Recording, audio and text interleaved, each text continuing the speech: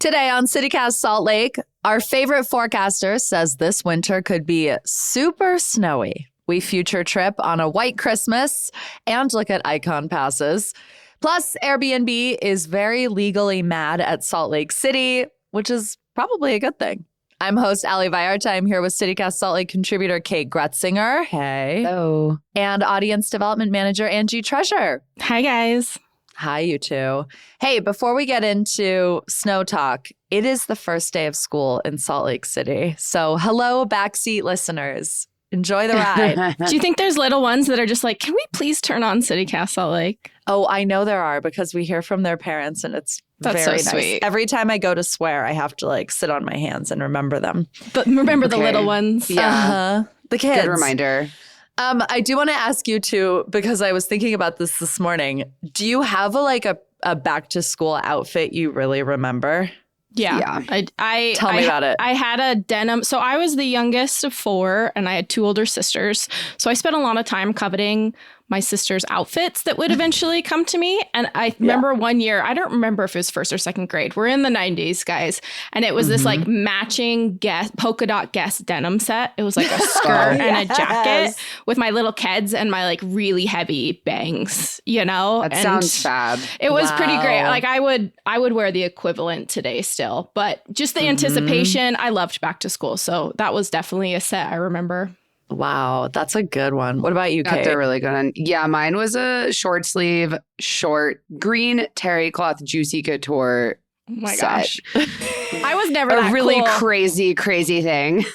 We really did all wasn't- have juicy written across our butts for like It nearly a wasn't decade. even cool when I wore it. People made fun of me like Were they separates or was it like the zip it was onesie? a zip short sleeve hoodie. Okay. And then a pair of shorts. Okay. What about you, Yeah. Allie? I remember a fringe belt that I was very proud of. And it That was sounds like cool. one of those ones where, you know, you like belted it on the side of your waist and then the fringe kind of hung down. And I was really proud of it because I thought I was really doing something fashionable there. But then I think throughout the day, kids sort of couldn't resist just grabbing at it. Tugging. Yeah. But I often also had my shirt tucked in because my dad always insisted on buying me shirts that were too big. Too long, yeah. Because he thought that would make me feel, he in his words, more comfortable. Yeah. And so, Sure. Thanks, Dad. thanks, Dad. All right. Well, happy back to school to all the kids and especially the parents out there. Shout out to y'all. On that note of seasons changing, let's talk about the snow forecast.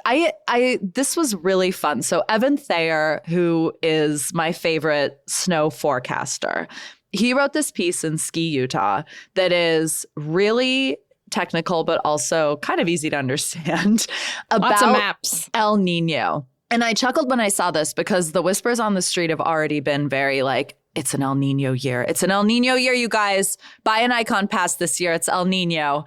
And he really explained like what that is and what that actually means for us.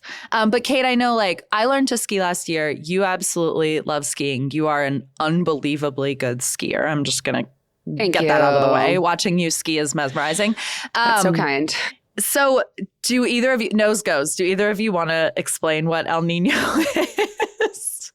I'll do it. I'll do Okay, it because do it. I, even with all of my skiing prowess, have never known what it is. And every time someone brings it up, I'm just like, yeah, cool. Mhm. And finally, because of this podcast, I've had to learn about it. So it is when the Pacific Ocean is uncharacteristically warm, which sort of like creates more precipitation because there's more evaporation. That's my understanding. Correct me if I'm wrong. And that sort of hits certain areas, including the United States, most of the United States. Yeah. The southern areas more than the northern. But yeah, basically it's just the Pacific warms up. That puts more moisture into the atmosphere, and that ends up falling on certain continents, including America. Yeah, it's a jet stream. It's an extended jet stream. Mm-hmm. I did appreciate that Evan included the Chris Farley SNL sketch because that's I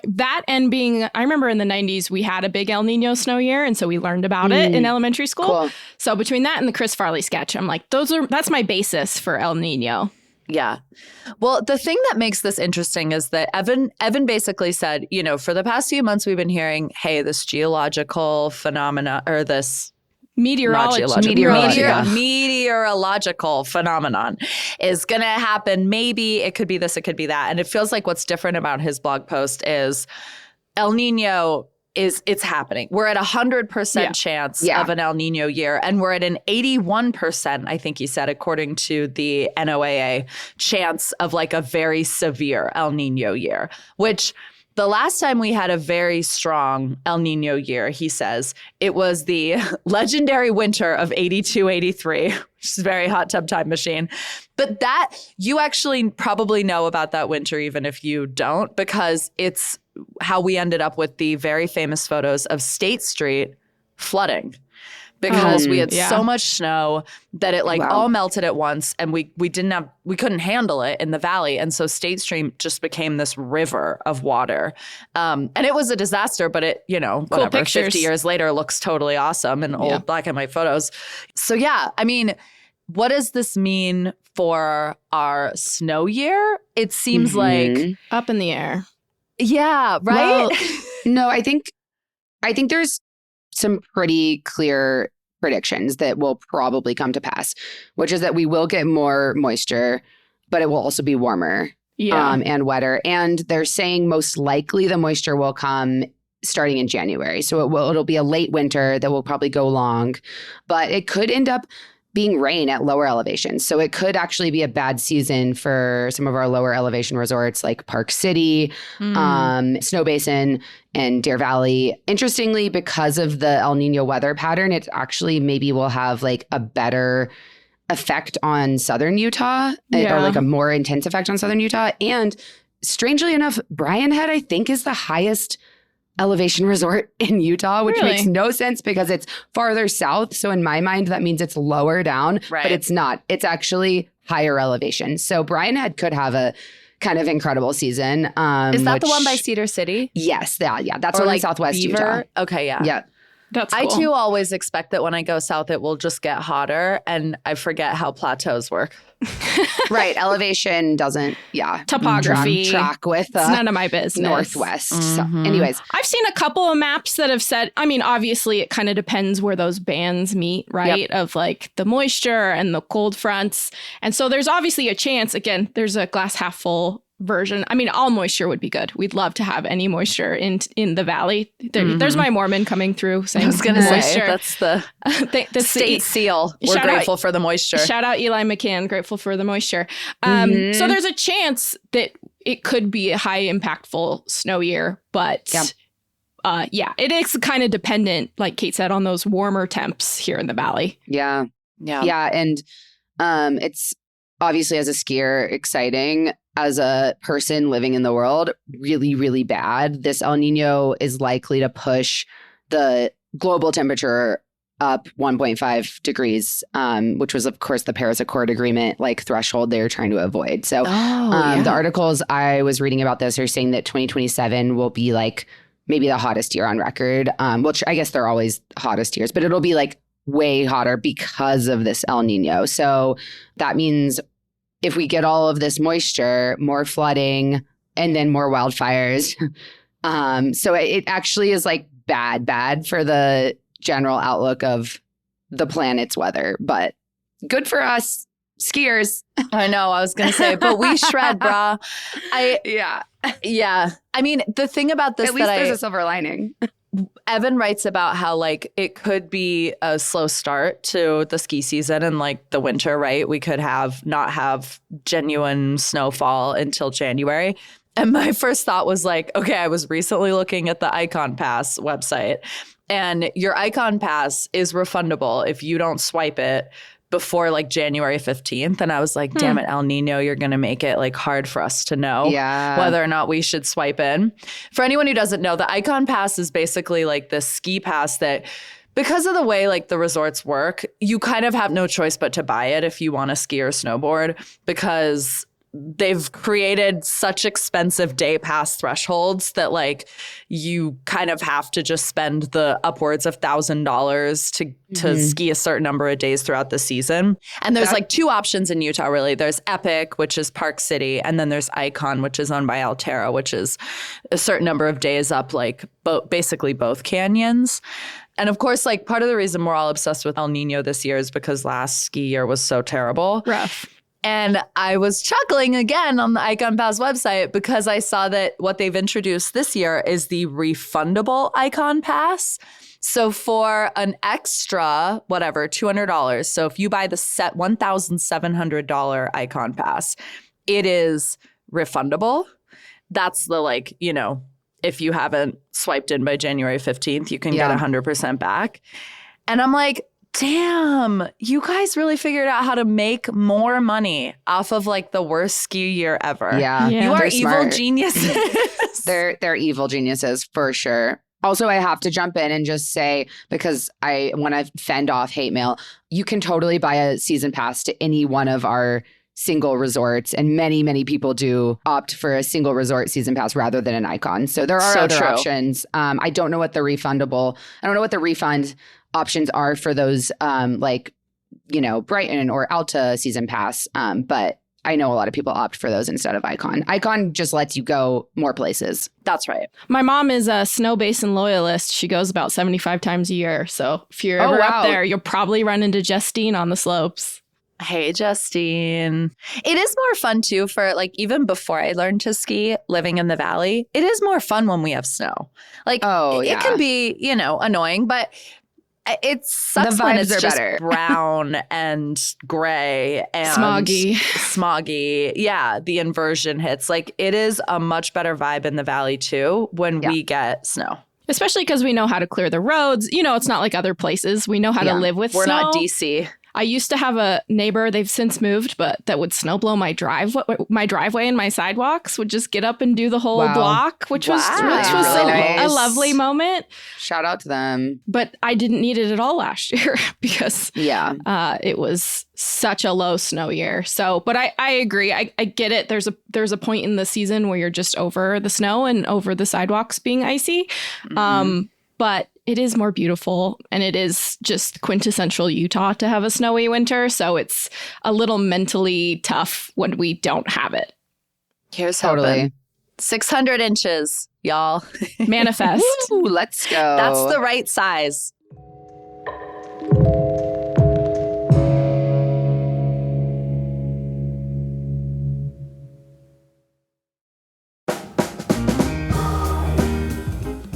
The end of summer is near, and Salt Lake Society is soaking up every last drop with their annual swim party.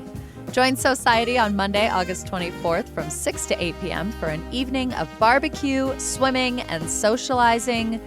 You may even see some handmade sundresses and swimsuits at this party. Tickets are just $10, and this event is 21 up. Society's ever-changing fabric selection is also starting to look like fall. Stop by their brick and mortar for the last bits of linen, seersucker, and gauze as they start bringing in flannels, corduroys, and other cozy favorites. Get tickets to Society's swim party at saltlakesociety.com or stop by their beautiful brick and mortar in the Granary District to check out new fabrics every week. saltlakesociety.com.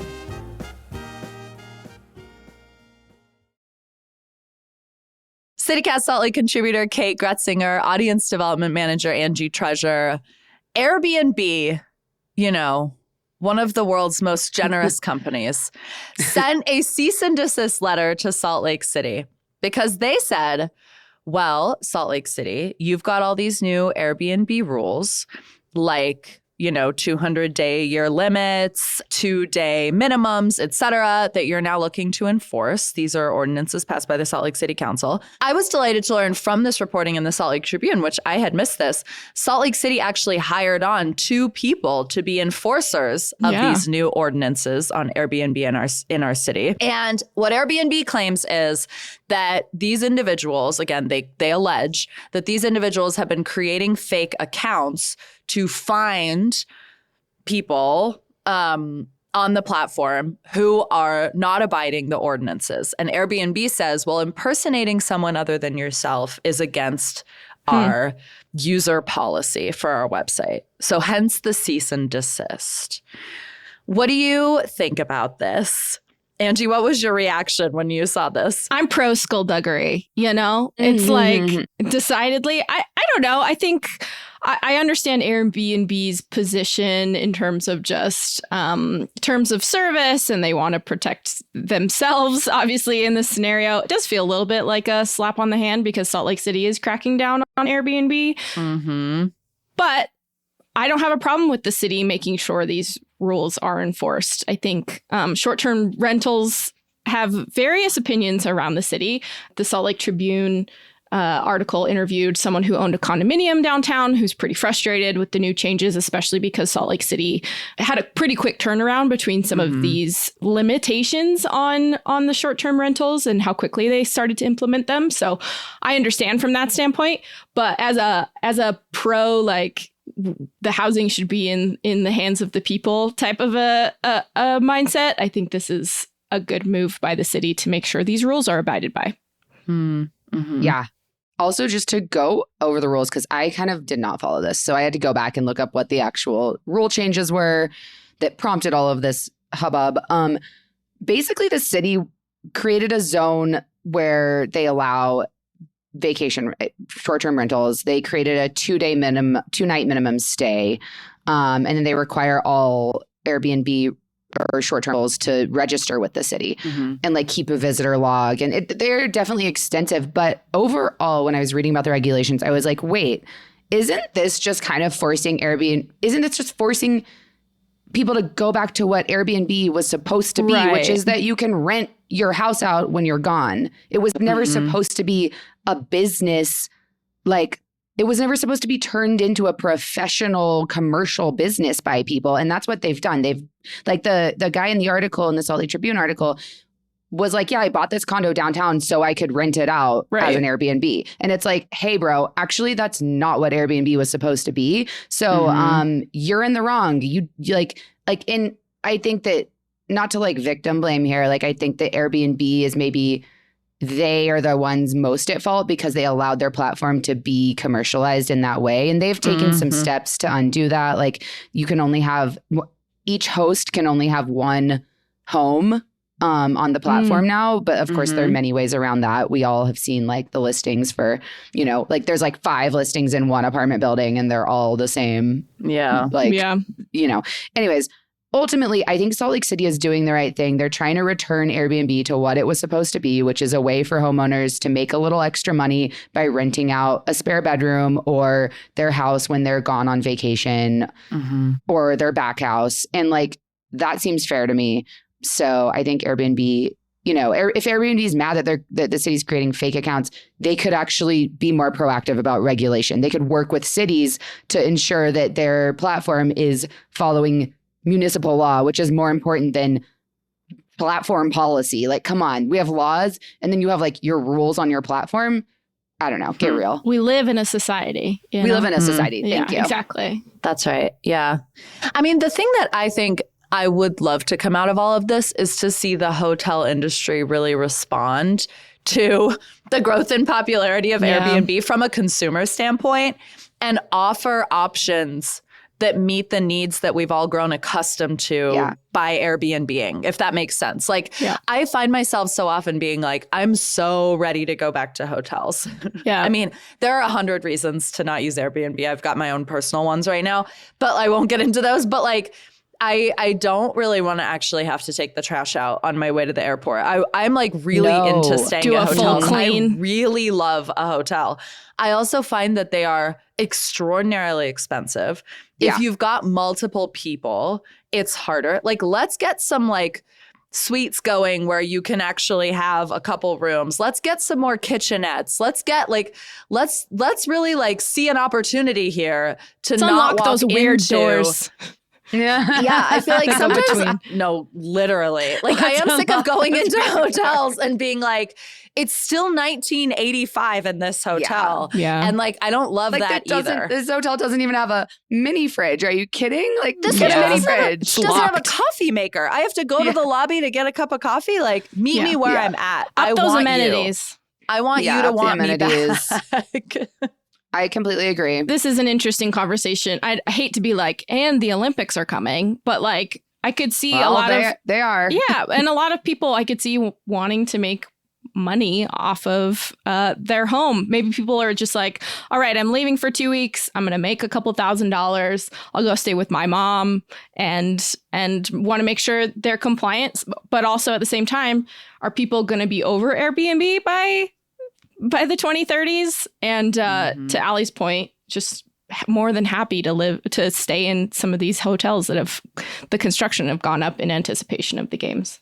I mean, Ali and I have talked about this for like 2 years now about renting our apartments out for the Olympics if we're still here. Right. We're trying to get on HOAs so that we can get a rule adjustment so that we can rent out our apartments just for the Olympics.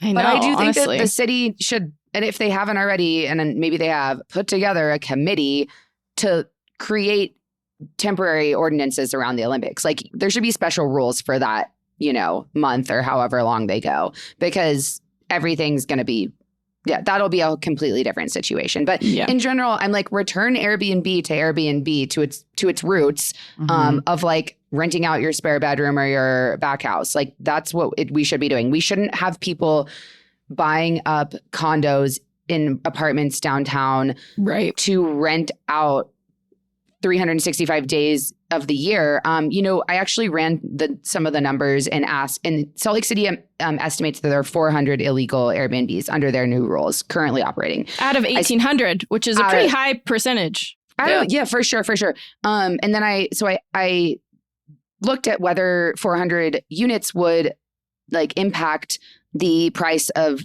rent in Salt Lake City, if adding 400 units would like have a tangible impact. And the honest answer is it probably wouldn't.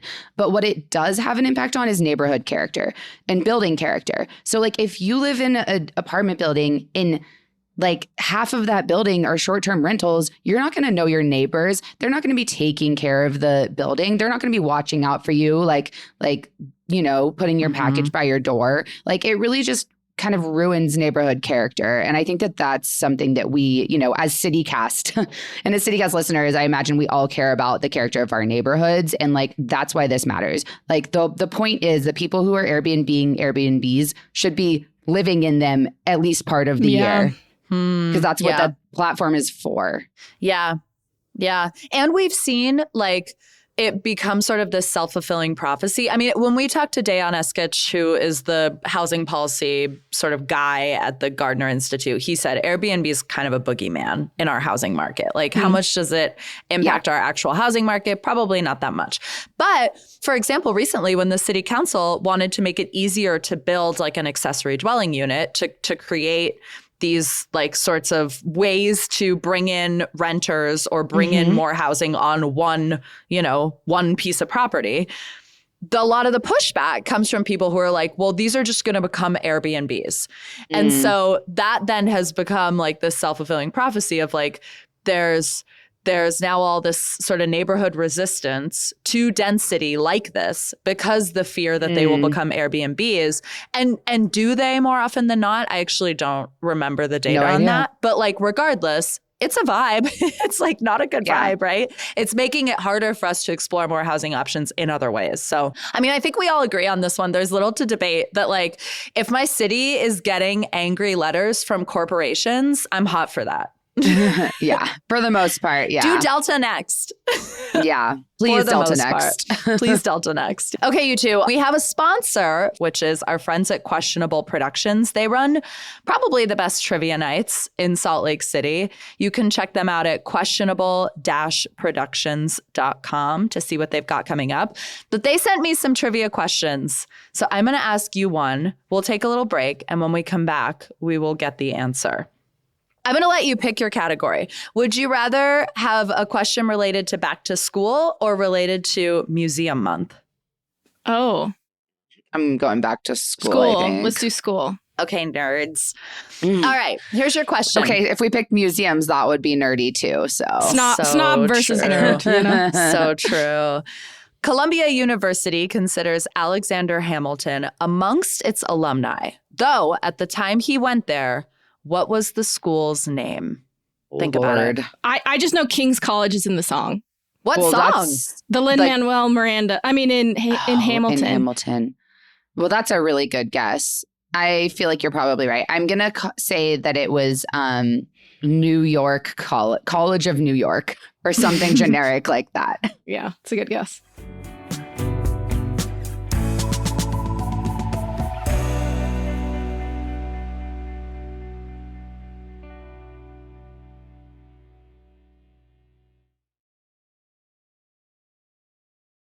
CityCast Salt Lake contributor Kate Groetzinger and audience development manager Angie Treasure. Before the break, I asked you a trivia question. This section is sponsored by our friends at Questionable Productions. The question was, when Alexander Hamilton was going to Columbia University, what was the school's name? Angie, I want you on my trivia team. It's King's College. You were right. Thank you. Nice. Listen, I've won a couple Questionable Productions trivia nights. I go to Tuesdays at a bar named Sue every once in a while because I can walk there, the one on Highland. So I would love to do a trivia night with all of you. Yeah, that would be fun. Can we do a little CityCast We contributor team? Yeah, that's a great idea. Will you wear the would Juicy really Couture slay. terry cloth set? I don't know where it is. Cannot commit to that. I'm going to be honest. If you're doing pub trivia in Salt Lake City, you are probably doing Questionable Productions pub trivia, but you should check out their website, questionable-productions.com, to see the unbelievably long list of places where they are hosting trivia nights. I don't know where they find the time. And then they also do themed trivia nights, which is fun. So it can be anything from like Lord of the Rings night on August 20th at a bar named Sue. There's going to be a Dark Knight themed night. There's Monsters theme night as we head towards fall. So lots to check out there. Shout out to them for sponsoring the show. It's Tuesday. On Tuesdays, we do shout outs. Kate, what's your shout out? My shout out is first and foremost to the Urban Lounge, which is one of the only concert venues in Salt Lake City where you can get a drink and watch the show like a normal person and not be relegated to a little corral. So shout out Urban Lounge. That's because they're 21 plus. And they are having a show. One of my favorite bands is playing on August 31st. That's a Monday. And they're called Black Marble. So go check that out. The tickets are still on sale and they're pretty cheap. Cool. That sounds like so much fun. I haven't been to Urban Lounge in a minute. I should go. Yeah. Tickets are cheap. Yeah, it's a fun little venue. And I like that you can pop into Dick and Dixie's beforehand for a bevy. Angie, what about you? What's your shout out? I wanted to shout out Christy Bills at the National... My therapist? Yes, the spider therapist. Actually, her title is Invertebrates Collection Manager at the Natural History Museum of Utah. Ali and I went a couple weeks ago to talk to Christy about spiders. And if you haven't seen the videos, you should check them out on our Instagram page. We have 2 up currently. One was Ali showing great progress in the course of an hour, going from just really uncomfy with talking about spiders and looking at the spiders to like full admiration of a black widow right in front of her. But Christy was wonderful, and she is so passionate about what she does. And I think anytime you talk to someone who's just A, super knowledgeable, and B, just really wants to help people enjoy the world around them, which is a lot of what she said to us of like, hey, we don't have to be afraid of these things. The world's going to be more beautiful to you if you don't view spiders as scary. So I just want to shout out Christy. She was really wonderful. And she's been in our comments of all of our posts about Ali's time at the Natural History Museum, and just was so great to work with. She absolutely rocks. And she also says crazy sentences like, well, whenever I have kids and they want to hold a live cockroach, here's what I do. And I'm like, wow, what? Kids are crazy. Kids are crazy. Kids are crazy. I love that. Okay, I've got one to add in here, which is I recently learned about something cool that I have to say, full disclosure, I'm not sure if Salt Lake County Arts is doing this for the first time this year or if it's a program they're building on. Forgive me. But I just learned about it, which is your ArtTix ticket doubles as your fare with UTA. It's your transit pass. And so that means we're coming up on sort of the launch of arts and culture season in downtown Salt Lake City. We're going to get ballet season lineups. We're going to get symphony season lineups, you name it. So if you're going to a show at the Capitol Theater, Abravanel Hall, the Eccles, or the Rose, or that beautiful Mid-Valley Performing Arts Center in Taylorsville, any show that you're seeing there where you're buying your ticket on ArtTix, that's your transit pass. Totally free to get there on tracks, on the bus, you name it. That's awesome. And I think that absolutely rocks. Yeah, that's great. And shout out to Salt Lake County Arts for making that happen, because that's like fully up to the venue to put that together and to fund that. And I think that's such a wonderful use of our tax dollars as Salt Lake County residents. Absolutely. That's so cool. I always take the bus when I go to the Symphony because parking downtown is a nightmare. So it's actually easier to take the bus. And I've always paid for my pass. So that's cool to know that I don't have to. Nope. Yeah. You don't have to. You just I go use your and see, ticket. my sister is the principal flautist for the Ballet West Orchestra. And so I get tickets regularly. And that's great to know because I love taking the train in. I'm a little in the suburbs. So it's nice to just not worry about parking. Yeah. And the other thing that I understand about this, not to be all Miss Cheat Sheet over here, but your art tickets event ticket is your fare for the whole day. So in theory, make a day of it. You can really make a day of getting around using that. I think they really want you to take public transit directly to the theater. But if you wanted to, stop somewhere on the way, I don't see why not. What a smart program. So cool. So yeah, if you go to saltlakecountyarts.org, you'll see a ticket is fair tab there, but you can also just count on it when you are buying tickets to, the ballet this fall, taking the fam to the Nutcracker. Okay, something cool about this show is that it's member supported. So we actually have this membership program. People in it pay $10 a month or $100 a year. They get tons of perks like ad-free listening as a thank you from us. But the reason that you join this program, the reason that people join this program, we know is not for the perks. It's because they want our show and our newsletter to be around for a long time. And they know that it is the number one way to make sure that happens. So we just wrapped up a little closet clean out membership campaign. I want to welcome some of our newest members, Paul G., Luke M., Meredith W., and Jacqueline K.M. You can join our membership program at membership.citycast.fm. If it sounds pretty cool to you, it is pretty cool. Another perk we offer is that we pass the mic on Tuesdays so that our members can shout out the things they love. Would you each like to read a shout out? Yeah, I'll read Crystal M's, who said, Enrico's Deli and Pizzeria is a great local family-owned spot in West Jordan. Their garlic knots are so good. Love it. Love a carb shout out, No kidding. Okay, and Lakshmi V said, Notum Coffee in Murray for a fun seasonal coffees and a convenient drive-through. Oh, that's awesome. It's seasonal coffee season, Yeah, it's PSL season, it or not. We're in it. Yeah, it really is. Okay, wow, I just landed on their Instagram. I'm seeing a peanut butter latte, a peaches and cream cold brew. Yum. A blackberry white mocha latte. I'll be there. I'll be going right now. I know. Support this show and get great perks. It's that simple. And truthfully, we need you. We can't do it without a thriving membership program. Those are brass tacks. So visit membership.citycast.fm to learn more. We will see you on the other side. Thank you to our members and folks who've been with us for years now.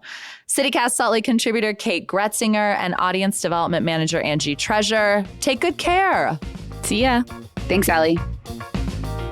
That is all for us today here on CityCast Salt Lake. We will be back tomorrow morning with more from around town. Be good.